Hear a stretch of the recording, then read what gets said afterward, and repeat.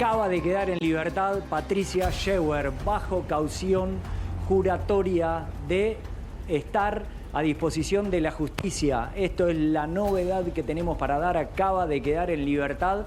Salió por una de las puertas que tiene esta alcaldía número 15, aquí en el barrio de Chacarita, en la calle Guzmán.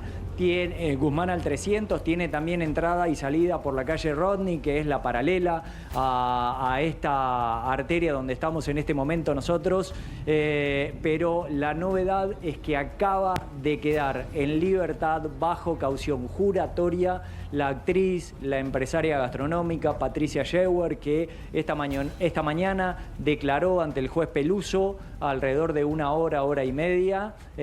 No respondió preguntas que seguramente las responderá a futuro, pero bajo la condición de estar a derecho, de presentarse cuando su señoría, cuando el juez lo requiera, acaba de quedar en libertad. Me fui a negro, entre una de las palabras que le habría dicho al juez. Me fui por completo, no entiendo qué es lo que sucedió, no entiendo qué es lo que me pasó. Fueron 10 o 15 segundos tremendos que le cuesta la vida a una persona de nacionalidad brasileña de 60 años y que tiene a su pareja, en un estado de gravedad, con alguna mejoría en las últimas horas, de acuerdo a lo que se ha informado desde el Hospital Fernández. Es un hecho que esta persona, esta actriz, empresaria gastronómica, tendría desde hace algún tiempo unos hechos que tienen que ver con lo psicológico, que la tienen medicada y que le habría provocado esto que le pasó ayer alrededor de las 10 y media de la mañana, pero que ha tenido algún trastorno en alguna otra oportunidad del año pasado en su casa, que medicada no le imposibilita la vida normal, con absoluta normalidad. Habrá que ver, de hecho se ha hecho estudios, nos decía su abogado defensor previamente a esta salida. Se ha hecho estudios y todos sus estudios en renombrados centros de salud de aquí de la ciudad de Buenos Aires le habían salido de manera satisfactoria. Habrá que ver qué es lo que ayer le pudo haber provocado, si es esta anomalía, este trastorno de despersonalización, como se lo está conociendo, la que ayer durante 10 o 15 segundos se ve en un video que no ha trascendido cómo ella viene por la avenida del Libertador y al llegar a la calle Alvear, a la avenida Alvear, sigue de largo, no puede doblar, no atina a doblar y se despierta cuando le explota el airbag de su vehículo. Incluso gente que estaba en los alrededores le comunica que debajo de su vehículo había una persona. Ahí es el momento en el que ella se da cuenta de lo que había pasado. Es en el momento en donde cae y se da cuenta que la situación lamentablemente era muy complicada porque había una persona que ya estaba sin vida a las postres, cuando llegan los facultativos, la gente del SAME, y que ella no podía explicar sinceramente qué era lo que le había pasado, qué era lo que le había sucedido. Caución juratoria es que no ha pagado fianza para quedar en libertad, simplemente dando su palabra de que se va a poner a disposición de la justicia cuando lo requiera, puede retornar a su casa. Esto evidentemente, Javier, mantiene la carátula como homicidio culposo, es decir, dentro de las penalidades más bajas, justamente de nuestro Código Procesal Penal. Exacto. Claro, acá empieza... Exactamente, Gaby, exactamente. Acá empieza la polémica, ¿no, Javi? Porque no lo vas a poder responder ni vos ni yo. Sí, por ahí vamos a recurrir a la ayuda profesional del licenciado Claudio Greco en lo que tiene que ver con patologías que puedan disparar esta situación que Patricia Scheuer describe. Ahora... uno ve de un lado, ¿no?, la pérdida de una vida y del otro alguien que apenas horas después se va a su casa y esa relación tan asimétrica, ¿no?, llama la atención, por lo menos. Yo no quiero llenar las cárceles de gente que en realidad lo que padezca es una patología y no conductas delictivas dolosas, porque acá evidentemente no quiso atropellar, una y mil veces volvería sobre sus pasos para no volver a protagonizar este hecho. Pero como del otro lado la consecuencia es fatal, es irreversible, también hay que decir, alguien que se va a su casa, que se promete y jura seguir ajustada y mantenida a derecho, no significa que sea inocente, ¿no? Hay una causa y un proceso, pero uno tiende a decir, claro, encierro, prisión es sinónimo de culpabilidad, alguien que se va a la casa es sinónimo de inocencia, y en el medio hay matices, hay grises, y no están así. Me apoyo un poco en vos, Claudio, para después analizarlo, no sé si debatirlo. ¿Cuáles pueden ser las patologías que lleven a esta situación, a estos apagones momentáneos de ella que dice, se me puso todo negro? Bueno, en principio aclarar que un síndrome es un conjunto de signos y síntomas. Un síndrome no es una enfermedad, aclarar. El síndrome justamente es una lectura que hace un profesional de la salud mental o física que evalúa en función de ese conjunto de signos y síntomas la posibilidad de una patología de base.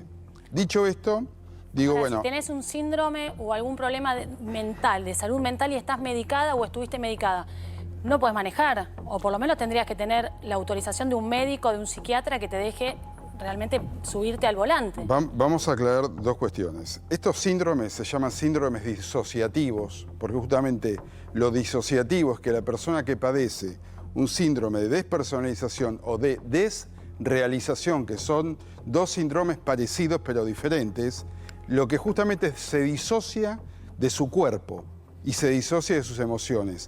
No pierde la capacidad de entender qué es lo que está pasando. Por eso la angustia en el síndrome de despersonalización. Por ejemplo, el síndrome de despersonalización puede hacer que yo esté acá y yo me estoy viendo atrás mío. Y puedo relatarte cómo yo estoy hablando, cómo estoy sintiendo, como si yo ya no estaría dentro de mi cuerpo. El síndrome de desrealización es cuando ya no empiezo a conocer lo que está afuera. Despersonalización, escisión y disociación de la persona. Desrealización, disociación y pérdida de conocimiento del mundo externo. Ahora, estos síndromes aparecen cuando de base hay un hecho de angustia profunda, de angustia crónica, de traumas, de estrés, de situaciones traumáticas catastróficas. ¿Por qué? Porque la disociación es una manera que tiene la mente para protegerse del dolor, para protegerse frente a situaciones que creemos que no podemos dominar. Por ejemplo, muertes, catástrofes, situaciones de seres queridos. Ahora, bien, este síndrome lo que sí genera es una falta de la percepción de lo que sucede en el afuera, pero también en el adentro. ¿Sí? El síndrome es una manera de defenderse frente a una realidad. Muchas veces son temporales y todos nosotros, los que estamos acá y la gente que nos está viendo, todos los días y toda la vida tenemos pequeños síndromes de despersonalización. ¿Cuándo? Cuando estamos frente a situaciones de estrés, cuando estamos frente a situaciones traumáticas, hay un momento que nos vamos. Después rápidamente nuestra psiquis, el sistema psíquico nos hace volver. ¿Por qué? Porque el síndrome de despersonalización disociativo es una manera que tiene el humano de defenderse frente al dolor. Ahora, cuando hay traumas profundos, cuando hay realmente eventos que marcan la vida, violaciones, abusos, accidentes, catástrofes, muertes, estos síndromes que pueden ser pasajeros y agudos se transforman en crónicos. Es ahí cuando se cronifica el síndrome. Tengo pacientes en la clínica, en los consultorios, que me relatan que hace muchísimos años y conviven con este síndrome. Cuando es crónico es cuando se medica. Cuando es crónico es cuando ya no es un evento agudo. Cuando hablamos en psicología y en neurociencias de eventos agudos, son eventos que aparecen, se actúan y desaparecen. Cuando hablamos de cronicidad, son eventos que aparecen y se sostienen en los años y en el tiempo, haciéndose hábitos. Quiero seguir analizándolo, en suerte que lo tenemos a Claudio Greco hoy con nosotros, seguir que nos siga instruyendo en esta materia, porque acá el camino más rápido que podemos recorrer, el más fácil y preferimos evitarlos, es prenderla a fuego en cámara, es decir, bueno, acá la culpable terminó con una vida. Estamos tratando de entenderlo y estamos tratando de, en la búsqueda de justicia reparatoria, que también tendrá que ver la situación de las víctimas, qué pudo haber provocado este hecho y cómo enfrentarlo. Javi, vuelvo un segundo segundito a vos, en esto de que ya recuperó, Sí. a ver, no sé si la libertad, se fue a su casa, la trasladaron, esto ya ocurrió en efecto. ¿Sabés si hubo, en este sentido, de lo que tanto nos está explicando Claudio, instruyendo, si su abogado, como había prometido ayer, creo que con Gaby Prosperi, presentó documentación, historia clínica, elementos que confirman y corroboran esta situación? Esto ya le había pasado el año pasado. Lo que pasa es que la diferencia del año pasado a esta es que el año pasado le ocurre en su casa. En el interior de su casa, producto de eso, empieza a hacerse estudios y esos estudios dan sin novedades, dan todo bien, todo perfecto. La diferencia es que en esta oportunidad ese irse a negro, como decimos nosotros a veces, le ocurre en la calle y le ocurre manejando. Y le pasa por un estado de depresión, por un estado de ansiedad que dice su abogado que estaría viviendo, de acuerdo a lo que ella le refiere, desde hace algún tiempo, del cual estaría ella medicada. Claro. Estaría por eso, medicada. vos decís Por ende, lamentablemente, le pasa esto, que continúa derecho, que la licencia la renueva en el año 2023 y eso no es ningún impedimento para su renovación, y que ahora, cada vez que la justicia se lo requiera, ella se presentará como asegura o como juró hace minutos para quedar en libertad ante el juzgado, ante el juez Peluso en realidad, que es el juez del juzgado número 9 en lo correccional nacional. Puedo preguntarle, porque entonces ella estaba medicada por este síndrome y en realidad no tendría que estar prohibido realmente estar al volante. Me parece riesgoso que cualquier persona, por más que vos vas a renovar el registro, no te hacen un estudio psicológico. No, pero te hacen una declaración jurada. Bueno. Si vos en la declaración jurada no ponés que tenés problemas neurológicos, tenés un estudio en la declaración jurada vos ponés lo que Sí. quieras.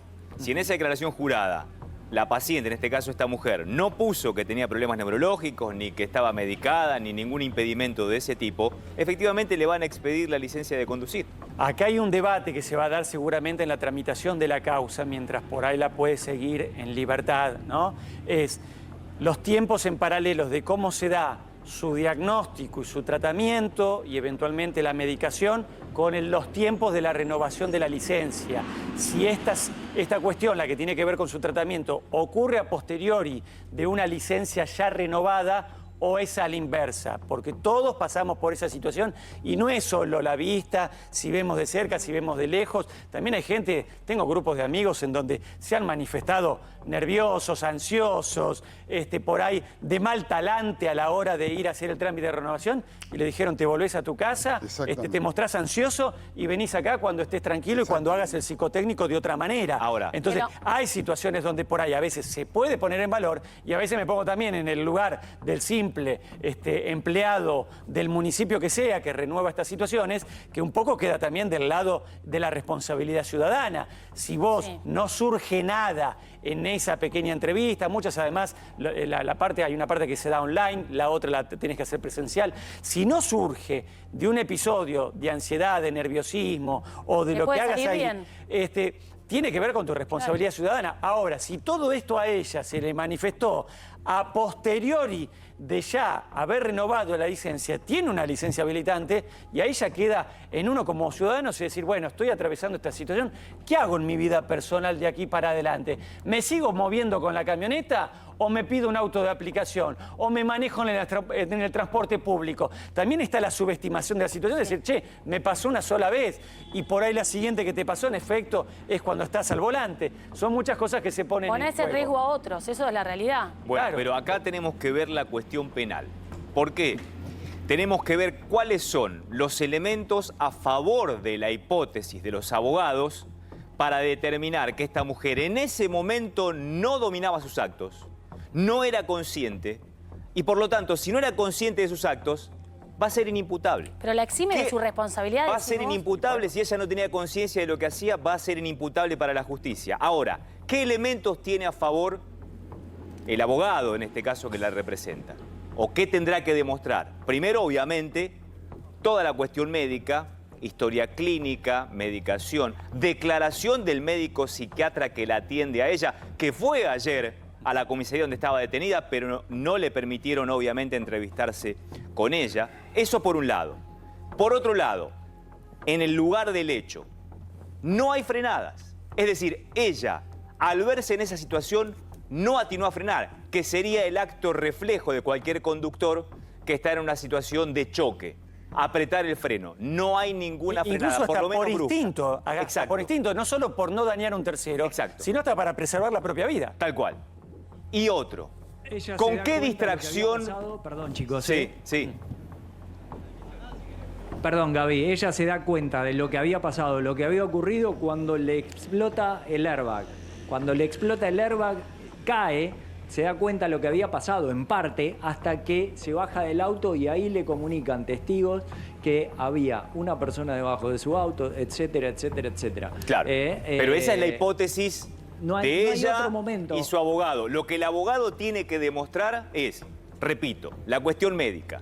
Los peritos ya determinaron que no atinó a frenar. Eso ya obra a su favor. Y elemento de distracción. ¿Cuál es el principal, lamentablemente, en nuestros tiempos que causa tantos accidentes de tránsito? El celular. El abogado dice que no tenía el celular fácilmente manipulable dentro del habitáculo, que lo tenía dentro de su cartera. Exacto. Y esto, si lo logra demostrar, Exacto. habilita justamente que tome fuerza la hipótesis de este problema neurológico que le saltó en ese momento. Los abogados van a ir por ese camino para tratar de hacer inimputable a su defendido. Quiero volver un poquito a Claudio para que nos explique de este contexto. No estamos hablando de acá de cuestiones matemáticas, ¿no? Tampoco todo es tan lineal como que 1 más 1 es 2 y si tiene un síndrome de este tipo, automáticamente está comprobado que ocurrió lo otro. Pero hay elementos recurrentes y son los que está ponderando la justicia, porque tiene que ver con que faltó un frenado que debiera haber existido hasta para no lastimarse ella. Habrá pericias en el celular. También está el resultado del dosaje del alcohol. Le hicieron un test de alcoholemia, le dio 0. No y fue también de laboratorio. Bueno. Ayer le extrajeron sangre. Bien.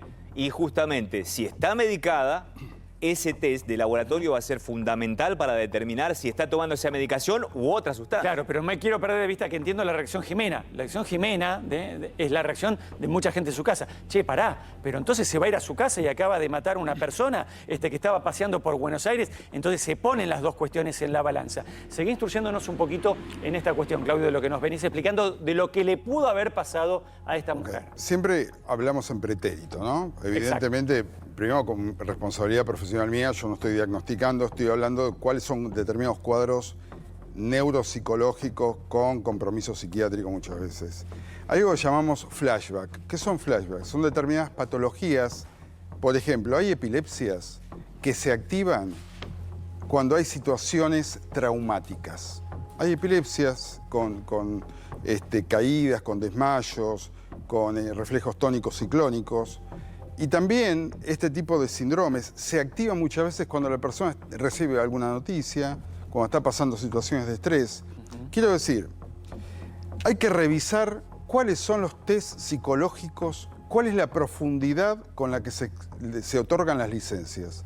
Porque yo te escuchaba, Bobby, y creo que todos estamos de acuerdo en la mesa, que por cada pavada han rebotado a gente que era idónea para manejar. Sí. ¿Por qué? Porque tuvo un mal día, porque los test no tienen la profundidad psicotécnica que tendrían que tener, esto me consta.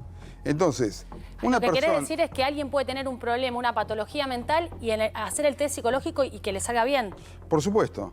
Es decir, cuando está controlada por medicación, muchas veces se activan determinados síndromes y determinadas patologías por causas concurrentes. ¿Qué son causas concurrentes? Exógenas. Noticias, separaciones, divorcios, momentos de estrés, que activan esa patología. No nos olvidemos que el síndrome de despersonalización y de desrealización son mecanismos disociativos de defensa frente al dolor, frente a la angustia. Te hago una consulta. Si vos tenés un problema mental, una patología, como dijiste recién, ¿No tenés la obligación de decirlo cuando vas a renovar el registro o a sacar el registro? Tenés la responsabilidad de decirlo. Y si no lo haces, en el caso de ella, si no lo dijo, ¿no estaría más complicada su situación? Ahí ya desconozco la parte penal, pero evidentemente hay algo que tiene que ver con la responsabilidad y la empatía con los otros, ¿no? Sí, y acá vuelvo a insistir, habrá que ver cuándo ocurrió lo que tuvo que ver con su última renovación de registro, porque algunos a determinadas edades se dan por 5 años, Exacto. y cuándo sobrevino todo el tema de su diagnóstico de este síndrome tan extraño, tan particular y que tan fatídicamente parece que tuvo que ver en este episodio. Javi, ¿algo más que necesites aportar desde ahí? No, simplemente decir que uno cuando renueva su licencia de conducir, como lo decía creo que Gaby recién, hay una declaración jurada, esto es en el ámbito de la Capital Federal, que creemos donde ella hizo la renovación de su licencia de conducir. Habrá que ver qué es lo que puso, si eso es posterior o anterior a su estado actual o esto que ha venido experimentando desde el año pasado. Y si ese año pasado, como decía el abogado defensor, es que ella viene presentando estos inconvenientes, por llamarlo de alguna manera, tal vez el licenciado me corrija, desde el año pasado como 2024 o desde el año pasado como 2023, ¿no? Habrá que ver una serie de cosas también que me imagino que pueden hacer también a la declaración en sí. Bien.